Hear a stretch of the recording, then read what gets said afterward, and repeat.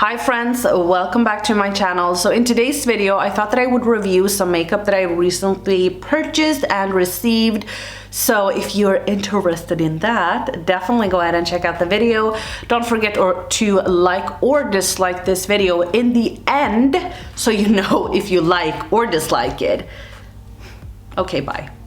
Not bye, but like let's just get on with it. So I want to talk about one of my holy grails this year. Like, this is one of my favorite products that I'm going to talk about right now, that has been my favorite ever since I got it.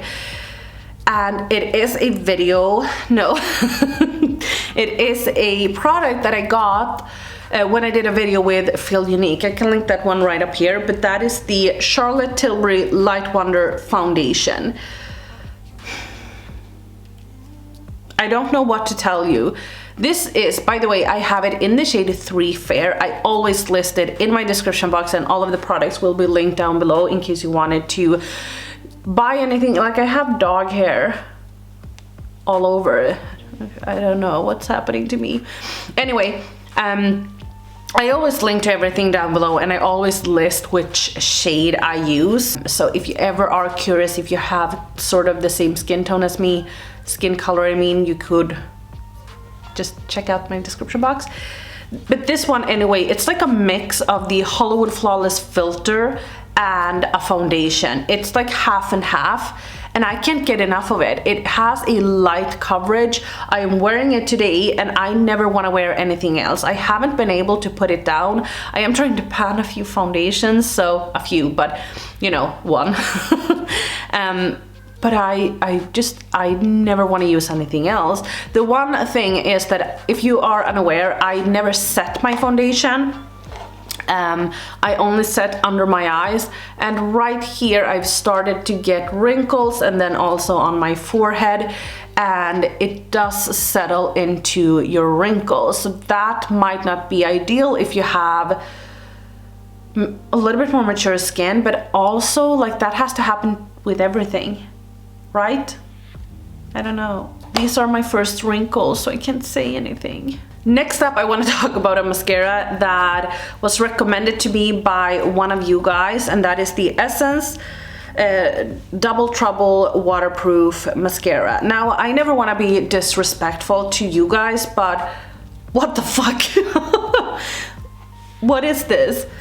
Let's start off with the tube. It's really thick and fat. And then the wand is like really cool, because it is, you know, like two different brushes, if you will. Like you can see it has this a little bit more like normal mascara side, and then it has this a little bit more, I don't know, other side. But honestly, it does nothing for my lashes. I could just use a spoolie that I dipped in eyeliner or something. Like, it does nothing. It gives me no length, no volume, no nothing. It just gives me black. That's it. Hate it. Never want to see it again. Good thing I didn't spend a lot of money on it. I also really want to talk about the Nude Gasm palette. This one comes from Charlotte Tilbury, and it is her newest one.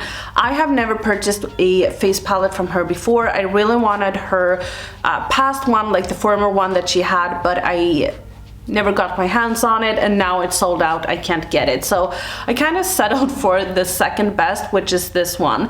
Now, I know that a bunch of people have asked me if they should end up picking this one up, and I would say no. The reason for it, it kind of depends on what makeup you like, but if we start off with the highlight, when I started using it, it revealed that I had face hair here, and I never knew I had the dog hair. I never knew that I had face hair that was that big. It just emphasized everything, and I tried it with a bunch of different brushes, and usually I apply it on like wet skin, if you will.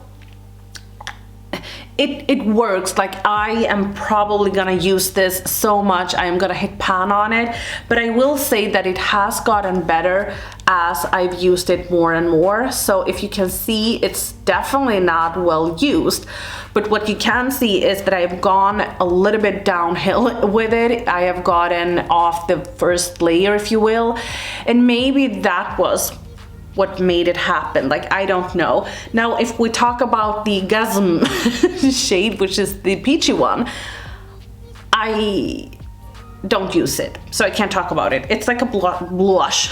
It's like a blush topper, and I don't use that. So moving on to the Love shade. This one looks muddy this quick. I have wanted to just remove all of my makeup so many times because it just has looked really muddy on me.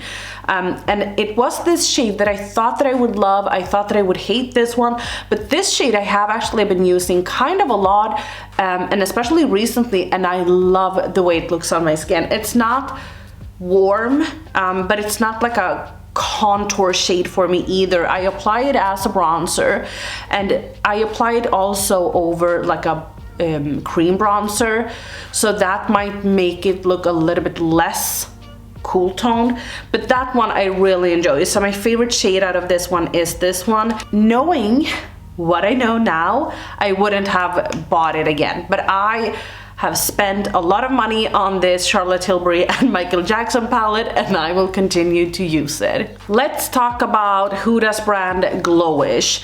This is the Glowish Luminous Pressed Powder, and this has gotten a lot of shit. It has also gotten a lot of raves and oohs and ahs from me. I'm torn on this one, if I'm gonna be honest. So I've said that I am super dry around this area, so applying this one here has worked wonders for me. It definitely has. Like, it has worked so well for my skin. However, what's a little bit tricky with it is that after a few hours it looks super cakey, and I know she talked about this one as like cake no more. Well, it fucking cakes, Huda. What the fuck? But I also think it depends on how much you apply. I think I have like over applied it, so I wouldn't say that I maybe can that much review it. This is her brush, by the way.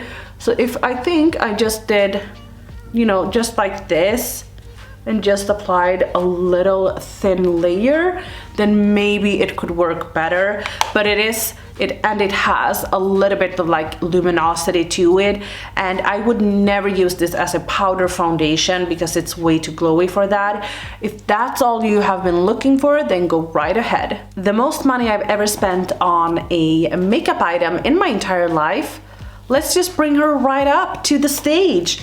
Natasha Denona Star Palette. I have been lusting over this one for years and years and years, and I never picked it up, and now I finally did, and I am so happy. So if you haven't seen it, it's this one. This is like before each and every person started talking about her and before she gained a lot of traction.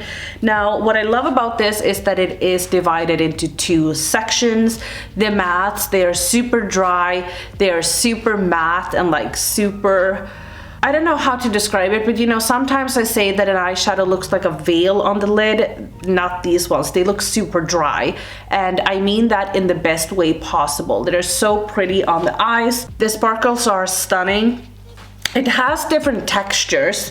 So for instance, this one is a little bit more flaky compared to this one. So it all depends on what I want throughout the day or what I want just that day.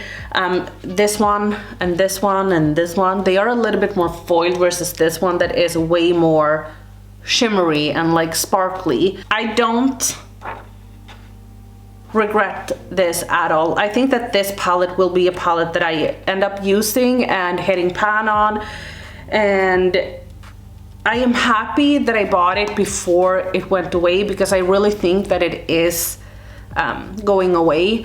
I know Feel Unique has removed it from their website. Cult Beauty has had it in and out of stock, but only in like super small quantities, like 4 palettes each time. So if I can find it at Cult Beauty or if Feel Unique has restocked it, I will link it down below. If not, I will just right, like discontinued or can't find it, or I can link to it and maybe you can add it to a wish list or something, I don't know. But currently, like if you wanted this, maybe move your ass. I recently purchased the Pat McGrath under eye blurring powder in the shade Light. And I just gotta say, first off the bat, like I am not impressed with her packaging or anything. Like the way she shipped her little, this one in like a little plastic thing that had like tons and tons of like glitter in it. Not impressed. They went all over and it definitely didn't feel like a luxury brand. It felt like a, I don't know, like a kid's store makeup brand. Not cute at all, not my thing. The packaging is like, it's super tiny, this one. It didn't have a cover for the powder, which meant that it went all over the place. It had leaked onto the mirror. The mirror is the tiniest little mirror I've ever seen. I wish that she would just have removed it. So that is just a little pet peeve of mine. It also contains a shit ton of kick up, which is a shame since it only contains 4 grams. But it is beautiful. It is a beautiful, beautiful under eye blurring powder. It definitely blurs. A lot of powders tend to promise that they will blur and they won't. This one, it does. I feel like where she didn't skip on the quality is in the powder, like the actual formula. When you touch it, it feels a little bit like, maybe not as flour, but it's super, super silky. And now that I do like this, it just feels like my skin or my fingers are like slipping. Amazing. Next up, we can talk about the Patrick Ta blush palette. This has the same kind of packaging as his eyeshadow palette. So this one looks the same, but it says for face. His eyeshadow palette says for eyes.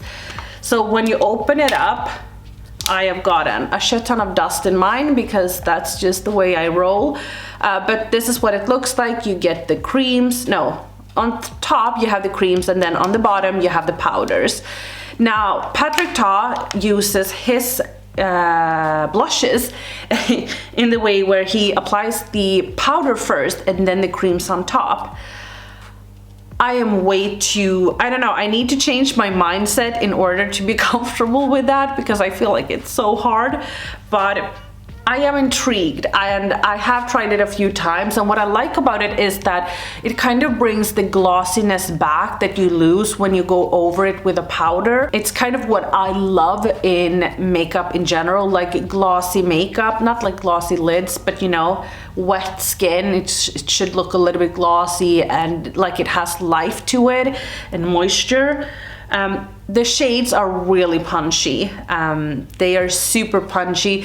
The creams you can definitely blend out and they can be sheared out. The powders are a little bit harder.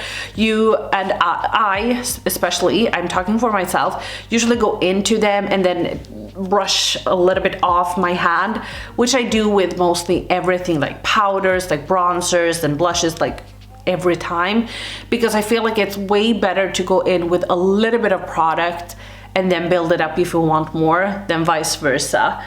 I thought that I wouldn't use or enjoy these ones a lot, but it's actually been my favorite. So what I tend to do is that I mix it. So some days I take it with this one and I feel like it's beautiful. It definitely is, and it also shares it out and makes it a little bit more neutral. And some days I blend it with this one and it just looks beautiful. I am happy that I got this, but I really want him to come out with another one that might be a little bit more muted, because even though I love blush, this can be, on my fair skin, a little bit too much. And of course, we need to talk about the Huda Beauty Rose Quartz palette. Now, it's no surprise that I absolutely adored her Naughty Nude palette. Such a stunning palette, one of the best ones out of this year that I have tried. In the beginning, I was unsure if I would pick this one up because I don't know, but the pictures doesn't really do it justice. Sometimes it looked, you know, a little bit warmer and sometimes it looked a little bit cooler. It's just hard, you know. But then I saw Patty Alonso do a video on it, and when she swatched the shimmers, I just instantly ran to Sephora and purchased it. Well, I went to Sephora online and purchased it, but still. I like the quality of this one, I really do. However, I don't love the tones. Don't get me wrong, it's definitely a palette that I enjoy, but it's not gonna be a palette that I rave about like I have with the Naughty Nude or the Patrick Ta Major Dimension palette. And it has nothing to do with the formula, it just has to do with the tones. So I love the two ones right up here and then Blissful. Those are my favorite. All the other ones, they're beautiful. Well, there's a bunch in here that I really enjoy, but I feel like I just need to play with it a little bit, but I still wanted to include it in the video because I get tons of questions, because you guys are like me, you are impatient and you want to know everything now. And I get that. So the mattes and the shimmers are really pretty, they're beautiful, they're everything you would want them to be. It's just the tones that I'm a little bit iffy on, but I am sure I will make it work, but I don't think it's gonna be like a top 8 in my makeup collection. That was all that I had. Please, again, don't forget to like or dislike the video depending on how you liked it, and I'll see you in my next video. By the way, don't forget to subscribe. Don't be that bitch that doesn't subscribe. Subscribe! Okay, bye.